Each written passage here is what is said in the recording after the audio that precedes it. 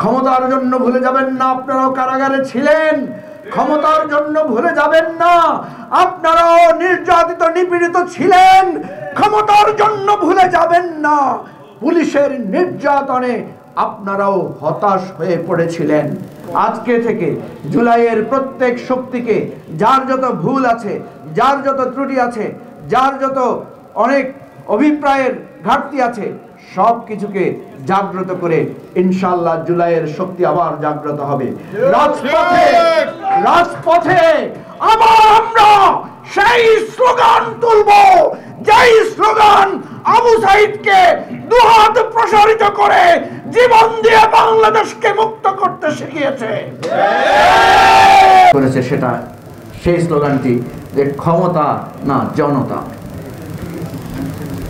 এবং সেখানেই একটা সীমারেখা তৈরি হয়েছে যে যারা ক্ষমতার অবৈধ ক্ষমতার মসনদের সাথে সুর মেলাতে চান তারা এক পক্ষ, আর তারা জনতার পক্ষে থাকতে চান, জনগণের দাবির পক্ষে থাকতে চান, তারা হচ্ছে জনতার পক্ষ। পৃথিবীর যত ইতিহাস, যত সংগ্রামের ইতিহাস লেখা আছে সেখানে দেখবেন বিজয়ী হয়েছে কি অবৈধ ক্ষমতা না জনতা।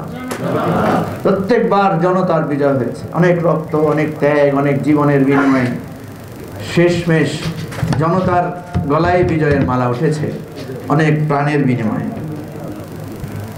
প্রিয় ভাই ও বন্ধুগণ, একটা গণ অভ্যুত্থান, আজকে এখানে মাহমুদ ভাই আছে বলে বলছি না, উনি না থাকলেও হয়তো বলতাম।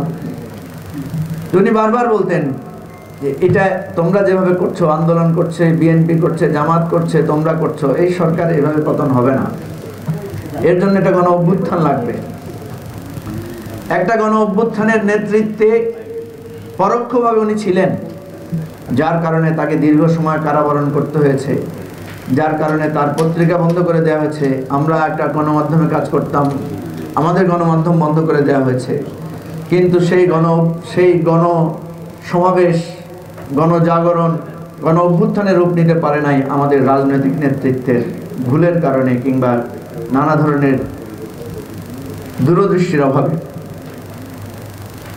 তো মাহমুদ ভাই যখন বলতেন যে আরেকটা গণ অভ্যুত্থান লাগবে, আমরা ওনার মুখের উপর বলতাম না, কিন্তু মনে মনে একটু বিরক্ত হতাম যে গণ অভ্যুত্থান কে করবে। একদিন সাহস করে প্রশ্ন করলাম যে মাহমুদ ভাই এই গণ অভ্যুত্থান কে করবে? উনি একটি দীর্ঘশ্বাস ফেলে বললেন, গণ অভ্যুত্থান করার লোক তো আমি দেখি না, তবে গণ অভ্যুত্থান হবে এটা তুমি লিখে রাখো। তো যেদিন আমরা সত্যিকার গণ অভ্যুত্থানে বিজয় হয়েছি, সেদিন মনে হয়েছে যে মুরব্বীদের অনেক কথা বিনা যুক্তিতে মেনে নিতে হয়। এখানে আমার আরেক মুরব্বী আছেন শাহ আব্দুল হালিম, উনিও আমাদেরকে মাঝে মাঝে, ওনার ভাই শাহ আব্দুল হান্নান, ওনারা মাঝে মাঝে আমাদেরকে অনেক জ্ঞানগর্ভ কথা বলতেন। আমাদের তরুণ হৃদয় মানতে চাইতো না, মনে হইতো যে পুরানো ধাঁচের লোকজন, পুরানো চিন্তা থেকে কথাবার্তা বলে, বই পড়ছে অজস্র, পড়ে পড়ে খালি জ্ঞানই বিতরণ করে। কিন্তু সত্যিকার অর্থে এই গণ অভ্যুত্থান হয়েছে এবং এই গণ অভ্যুত্থানে আমরা বিজয়ী হয়েছি। আমরা একটা কথা জানি, স্বাধীনতা অর্জনের চেয়ে স্বাধীনতা রক্ষা করা কঠিন। গণ অভ্যুত্থানে আমরা বিজয়ী হয়েছি সত্য, কিন্তু গণ অভ্যুত্থানের আকাঙ্ক্ষা বাস্তবায়ন কিভাবে হবে, কে করবে, আদৌ গণ অভ্যুত্থানের আকাঙ্ক্ষা বাস্তবায়িত হবে কিনা, সেটা এখন বড় প্রশ্ন। সেজন্য নতুন প্রজন্মের ছাত্ররা যখন বলেছে গণ অভ্যুত্থান কেন হয়েছে, গণ অভ্যুত্থানের আকাঙ্ক্ষাটা কি, তারা বলেছে যে ফ্যাসিবাদী ব্যবস্থার বিলোপ এবং একটা নতুন রাজনৈতিক বন্দোবস্তের উত্থান, এটাই হচ্ছে গণ অভ্যুত্থানের আকাঙ্ক্ষা। সেজন্য আমরা দেখলাম, আমরা 5টা কাজকে ভাগ করে নিয়েছিলাম যে গণ অভ্যুত্থান পরবর্তী 5টা কাজ অত্যন্ত গুরুত্বপূর্ণ। প্রথম কাজ হচ্ছে এই যে বিধ্বস্ত প্রশাসন, বিধ্বস্ত অবস্থা আছে, এটাকে একটা শৃঙ্খলার মধ্যে নিয়ে আসা।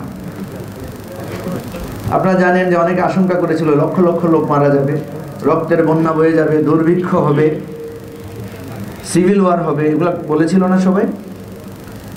কিন্তু সত্যিকার অর্থে সিভিল ওয়ার হয় নাই, দুর্ভিক্ষ দেখা দেয় নাই, লক্ষ লক্ষ মানুষের লাশ রাজপথে পড়ে থাকে নাই। বাংলাদেশের মানুষ, সকল রাজনৈতিক দল মিলে, ছাত্ররা মিলে বিভিন্ন ভবন পাহারা দিয়েছে। এই যে আমাদের অভ্যুত্থানের নায়কেরা আছেন এখানে, আলী হাসান জুনায়েদ, রাফে সালমান, রিফাত তারা আছেন। এখানে আমাদের ঢাকা বিশ্ববিদ্যালয়ের বেশ ছাত্রী আছেন যারা দিন রাতে আন্দোলনের সম্মুখ সারিতে নেতৃত্ব দিয়েছেন। এখানে আমাদের ছোট ভাই পাহারা যে পঙ্গু, বলো তুমি একটু দাঁড়াও, আসিফ আদনান আছেন যে তার পাকে গুলি করে ঝাঁঝরা করে দেওয়া হয়েছে, দীর্ঘ সময় হাসপাতাল থেকে সে আজকে আমাদের সামনে এসে হাজির হয়েছেন। এই যে গণ অভ্যুত্থান, সেই গণ অভ্যুত্থানে আমরা দেখলাম যে ছাত্ররা দাঁড়িয়ে পাহারা দিয়েছে এবং গণ অভ্যুত্থানের পরে যে ধরনের লুটপাট হয়, যে ধরনের ধ্বংসাত্মক কার্যক্রম হয়, সেটাকে আমরা রোধ করতে পেরেছি। এবং আপনারা জানেন ইমিডিয়েটলি ব্যাপক চুরি ডাকাতি শুরু হয়েছিল, সেখানেও ছাত্ররা রাত জেগে পাহারা দিয়ে এই ডাকাতদেরকে প্রতিহত করেছিল। এগুলো আমরা ভুলে যাচ্ছি, ইমিডিয়েট স্মৃতি, সেই রাতগুলোর কথা আমরা এখন ভুলে যাচ্ছি। দ্বিতীয় যেটা ছিল সেটা হচ্ছে যে প্রশাসন সহ সব জায়গায় যে ব্যাপকভাবে একটা শূন্যতা, সেগুলো স্থির করা এবং এই অভ্যুত্থানে কালপ্রিট যারা আহত নিহতদেরকে গুলি করেছে, হত্যা করেছে, গুম করেছে, তাদের বিচারের আয়োজন করা। 3 নম্বরে হচ্ছে আহত পঙ্গু শহীদ পরিবার, তাদের খোঁজ খবর নেওয়া, তালিকা প্রস্তুত করা, তাদেরকে পুনর্বাসন করা। 4 নম্বরে হচ্ছে এই রাষ্ট্র সংস্কারের যেই আমাদের আকাঙ্ক্ষা, রাষ্ট্রের যে ফ্যাসিবাদ ব্যবস্থা যাতে ফিরে না আসতে পারে সেজন্য নানা ধরনের সংস্কার কার্যক্রমে হাত দেওয়া। এবং সর্বশেষ আমরা একটি গণতান্ত্রিকভাবে সুষ্ঠু নির্বাচনের মাধ্যমে রাষ্ট্র ক্ষমতায় আবার গণতান্ত্রিক পথে যাত্রা শুরু করা। কিন্তু আমরা দেখলাম যে রাজনৈতিক দলগুলো নিজেদের মধ্যে বিভেদ তৈরি করেছেন। তারা একে অপরের আকাঙ্ক্ষা কোনটা, প্রায়োরিটি কোনটা, কেউ চায় নির্বাচন, কেউ ছাত্রদেরকে অবহেলা করে কথা বলা শুরু করলো, ছাত্রদেরকে বলল যে তোমরা কোত্থেকে আসলা, 17 বছর তোমরা কোথায় ছিলা। ঠিক অনুরূপভাবে আমরা দেখলাম আমাদের ছাত্র নেতৃত্বেরও কারো মুখ দিয়ে এমন অনেক কথা বেরিয়ে এসেছে যেটা প্রাজ্ঞ মহলকে ব্যথিত করেছে। গণ অভ্যুত্থানের নায়কদের আমরা দেখেছি যে গ্রহণযোগ্যতা ধীরে ধীরে কমতে শুরু করেছে। এরকম পরিস্থিতিতে এই রাষ্ট্র ব্যবস্থায় আমরা দেখছি সামনে একটা নির্বাচন এসে দাঁড়িয়েছে এবং এই নির্বাচনের আয়োজন নিয়ে আমরা কি দেখছি? আমরা দেখলাম যে বিএনপি বলছে যে তারা জামাত ছাড়া বাকি সবাইকে নিয়ে তারা একটা জোট করবে। আবার জামাত বলছে যে তারা ইসলামিক জোট করবে, আবার পারলে ইনক্লুসিভ একটা জোট করবে, সবাইকে নিয়ে 100 সিট ছেড়ে দিবে, প্রয়োজনে ধর্মীয় সংখ্যালঘুদেরকেও তারা প্রার্থী দেবে। আশ্চর্য ব্যাপার, এই জোট এবং নির্বাচনের ভাবনায় আমাদের জুলাই আকাঙ্ক্ষার কোনো স্থান নাই। স্থান আছে কি? স্থান আছে ক্ষমতার। যেই জনতার বিপ্লবের মধ্য দিয়ে এই ফ্যাসিবাদের পতন ঘটেছে, সেই ফ্যাসিবাদের ফেলে রাখা চেয়ারে বসার জন্য আমরা দেখছি যে এক অভিনব ঐক্যের ডাক এসেছে।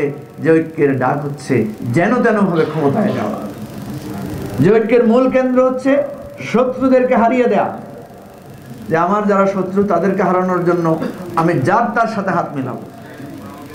প্রিয় ভাই বন্ধুগণ, সেরকম একটা প্রেক্ষাপটে যখন ক্ষমতার নানা হিসাব নিকাশ হচ্ছে, ক্ষমতার নানা ভাগ বাটোয়ারা হচ্ছে, ক্ষমতার মধ্য দিয়ে নানা ধরনের আপনার যোগ বিয়োগ চলছে, তখন আমরা বলছি যে প্রকৃত ঐক্য, সেটা নির্বাচনী ঐক্য হোক বা সেটা জনতার ঐক্য হোক, সেই ঐক্যের ভিত্তিটা কি হওয়া উচিত? সেটা কি ক্ষমতার জন্য ঐক্য হবে? সেটাকে শত্রুকে হারানোর জন্য ঐক্য হবে? সেটাকে কাউকে নিষিদ্ধ করার জন্য, কাউকে উৎখাত করার জন্য ঐক্য হবে? আমরা বলতে চাই সেই ঐক্য হবে জুলাই অভ্যুত্থানের আকাঙ্ক্ষা বাস্তবায়নের ঐক্য। আমরা বলতে চাই আমাদের ঐক্যের ভিত্তি হওয়া উচিত জুলাই অভ্যুত্থানে আমাদের হারিয়ে যাওয়া ভাই বোনদের রক্তের যে দাবি, যে অভিপ্রায়, সেটাকে আমরা বাস্তবায়ন করতে চাই।